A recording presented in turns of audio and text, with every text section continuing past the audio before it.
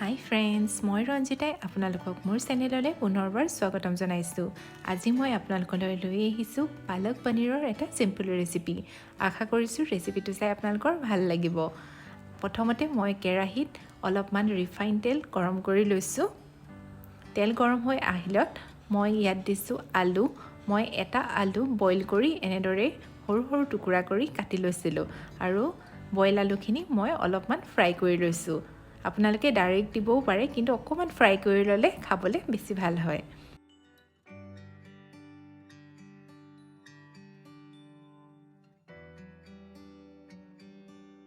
এয়া ফ্ৰাই হৈ গ'ল। বৰ বেছিও ফ্ৰাই কৰিব নালাগে, অলপমান ফ্ৰাই কৰি ল'লেই হয়। এতিয়া মই এইখিনি কাঢ়ি লৈছোঁ।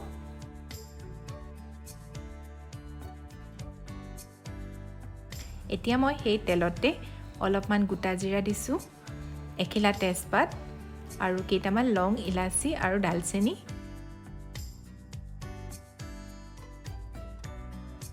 আৰু এয়া জিৰা ফুটি আহিলে আৰু এতিয়া মই ইয়াত দিছোঁ পিঁয়াজ। মই এটা ডাঙৰ চাইজৰ পিঁয়াজ এনেদৰে কাটি লৈছিলোঁ আৰু এতিয়া মই পিঁয়াজখিনি ভালদৰে গল্ডেন ব্ৰাউন হোৱালৈকে ফ্ৰাই কৰি ল'ম।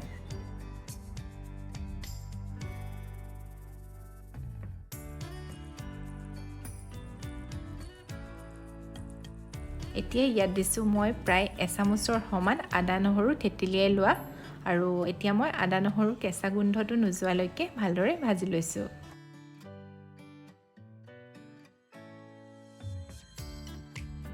এয়া ভাজি হৈ গ'ল আৰু এতিয়া মই ইয়াত দিছোঁ বিলাহী। মই এটা ডাঙৰ চাইজৰ বিলাহী এনেদৰে কাটি লৈছিলোঁ। সেই বিলাহীখিনি মই ইয়াত দি দিছোঁ।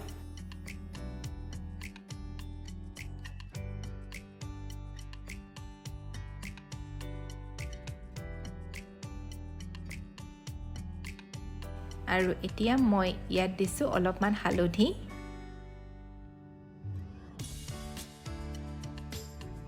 সোৱাদ অনুসৰি নিমখ,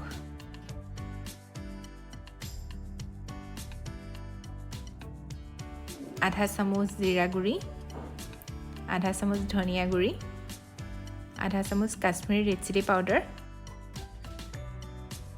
আৰু এতিয়া মই ভালদৰে এইখিনি ভাজি ল'ম।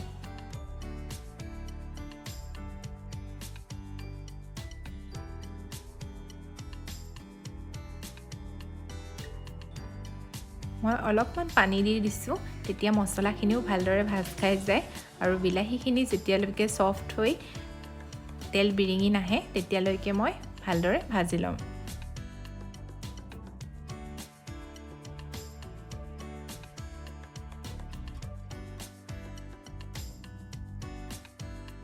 ইয়াত দিছোঁ মই অলপমান জালুকৰ গুড়ি,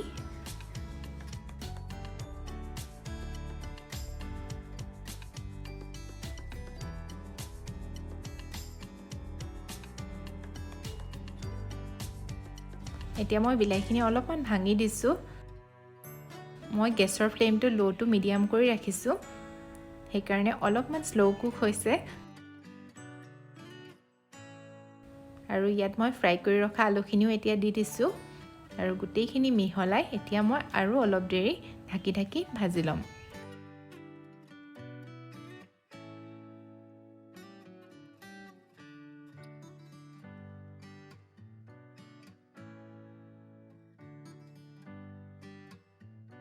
এইখিনিও ভজা হৈ গ'ল আৰু এতিয়া মই ইয়াত বনাই ৰখা পালেং শাকৰ পিউৰিখিনি দি দিছোঁ।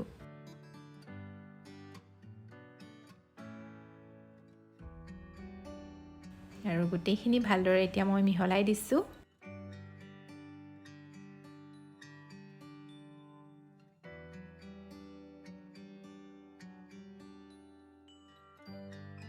এতিয়া মই অলপ সময় ঢাকি ৰাখি দিছোঁ।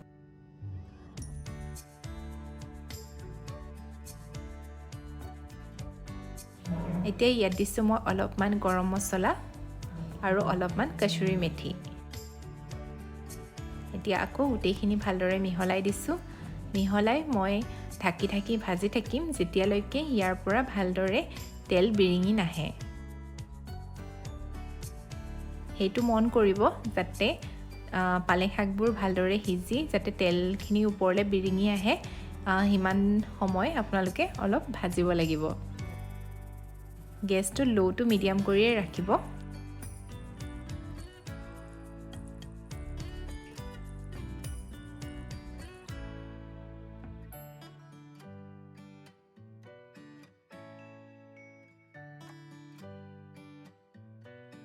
এতিয়া পালেংখিনি ভালদৰে সিজি গ'ল আৰু তেলটো বিৰিঙি আহিলে মই ইয়াত এতিয়া গৰম পানী দি দিছোঁ।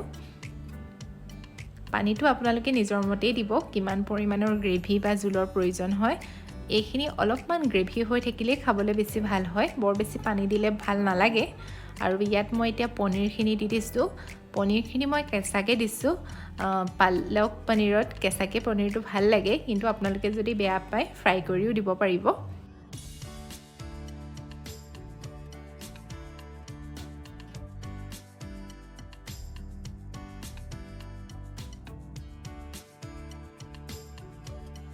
পানীটো অলপমান কম হোৱাৰ দৰে লাগিছে, সেইকাৰণে মই আৰু অলপমান পানী দি দিম,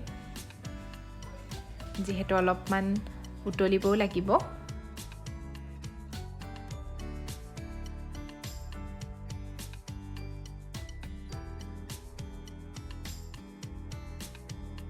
এতিয়া মই আকৌ ঢাকি ৰাখি দিম।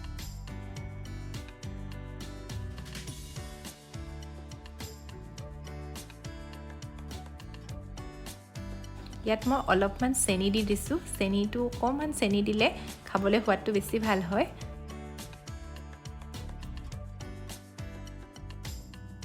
আৰু অলপ দেৰি মই উতলিবৰ কাৰণে ঢাকি ৰাখি দিছোঁ। এয়া মোৰ পালক পনীৰ ৰেডি হৈ গ'ল। আশা কৰিছোঁ ৰেচিপিটো চাই আপোনালোকৰ ভাল লাগিলে। যদি ভাল লাগিলে প্লিজ লাইক কৰি দিব, শ্বেয়াৰ কৰি দিব আৰু মোৰ চেনেলত নতুন হ'লে ছাবস্ক্ৰাইব কৰি ল'ব। Thank U.